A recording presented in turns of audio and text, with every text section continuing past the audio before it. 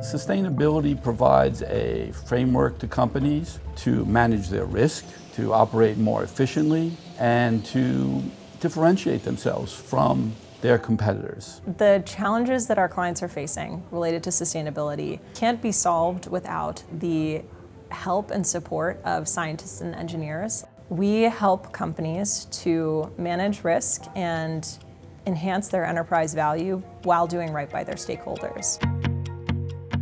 Our clients are often getting pressure from investors who may see environmental social governance performance as a direct reflection of their management quality. They're getting pressure from workers who expect a safe and inclusive workplace, and from their consumers who are more likely to buy from a brand that matches their values. They're getting pressure from regulators who are expanding the scope of sustainability-related mandatory disclosures. So we help them to meet these stakeholder expectations and ultimately meet the moment.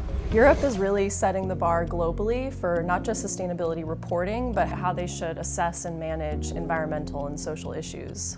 Yeah, and these new regulations are extra-jurisdictional, so they're impacting companies that are still trying to figure out how this applies to them and what's material to their business. Yeah, and that's why it's so important for us to make sure that the materiality assessments we undertake really surface the right social and environmental issues so that companies can meet these requirements. I think some of the most critical economic and societal challenges we face can fall under the sustainability framework. First began with complying with air and water regulations, but then moved on to climate change and mitigating greenhouse gas emissions. Now we're moving on to broader social issues, things like modern slavery, labor relations, health issues, areas where our team all has a considerable amount of expertise. Companies have learned that if they can effectively address these issues, that they can accelerate their earnings, improve recruiting and retention of their employees, and essentially increase their enterprise value. I think the key is moving from overall strategy to a practical and feasible implementation. And in order to do that, you really need to understand the culture of the business imperatives, what the elements are to operate most effectively. It's really important that our clients consider the entire sustainability landscape when they are developing a sustainability strategy. So we will come in and ensure that they aren't just focusing on maybe one aspect of sustainability, like greenhouse gas emissions, just because it's a box checking activity and somebody asked them to do it, right? They need to open that lens and see, all right, what other topics, that's certainly a very important one, but what other topics are material to our business so that they don't have any blind spots. The alternative that we see too often, is that companies are trying to do too much related to too many topics under the umbrella of sustainability. So they're actually not really making any meaningful progress in any direction, and their resources are spread too thin. We help them narrow that focus a little bit through a materiality assessment to determine where they need to focus their attention and prioritize their resources so that they can make progress on the risks and impacts that matter most to their business.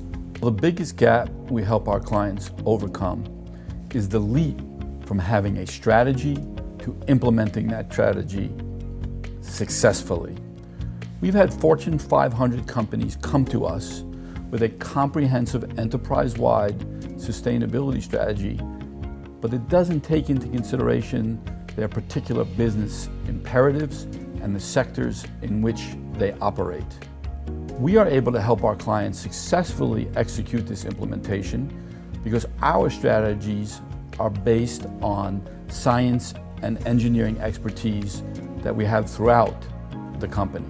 We have ecologists who can help with nature-based solutions so that they can protect biodiversity and help with ecosystem management. We have supply chain experts and health professionals who can make sure that you are meeting your obligations for social good and that you are protecting the health of your workers, your consumers, and the communities in which you operate. This company really wants to understand the health risks associated with these new chemicals that they're bringing into their manufacturing process and understand how it can impact the communities that they operate in, their workers, as well as folks in their supply chain.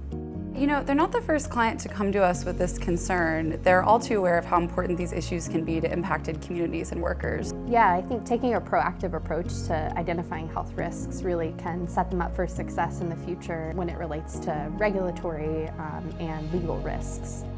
We help our clients to mitigate their climate impacts, adapt to climate change, protect and enhance biodiversity, and to safeguard human health, whether that is related to their workers, their consumers, or the communities in which they operate. Our intention is to help them to develop a strategy to manage those most critical risks and impacts in a way that is practical and implementable and actually drives progress. It's really about figuring out what makes sense for your business, where, again, you have risk, where you have impacts, and focusing on those specific topics.